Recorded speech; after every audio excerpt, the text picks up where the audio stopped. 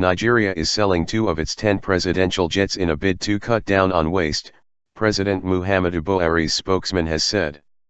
Adverts for the Falcon 7X executive jet and Hawker 4000 are to appear in newspapers, Garba Shehu said. Some of the other presidential aircraft are be handed to the Nigerian Air Force to boost its operations, he said. The country is one of Africa's leading economies, but it is now suffering from its worst economic crisis in years. In a Facebook post, Mr. Shehu said the downsizing of the president fleet had been a campaign promise made by Mr. Buhari before his election last year. The president had requested a compact and reliable aircraft for transporting government officials on special missions, he said. This exercise is by no means complete, the spokesman added.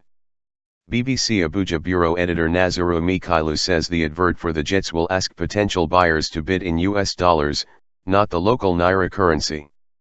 Nigeria's economy slipped into recession in August. The government depends on oil sales for about 70% of its revenues, and the slump in global oil prices has hit the West African nation hard. A planned luxury for BN £185 million aircraft for South Africa's Jacob Zuma was widely criticized last year, as were plans by Swaziland's King Mswati to acquire a second private plane.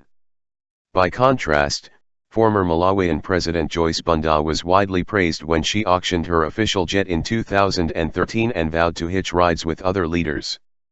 The need for a U.S. presidential jet, nicknamed Air Force One, is rarely questioned. But not every country has a private jet for their leader.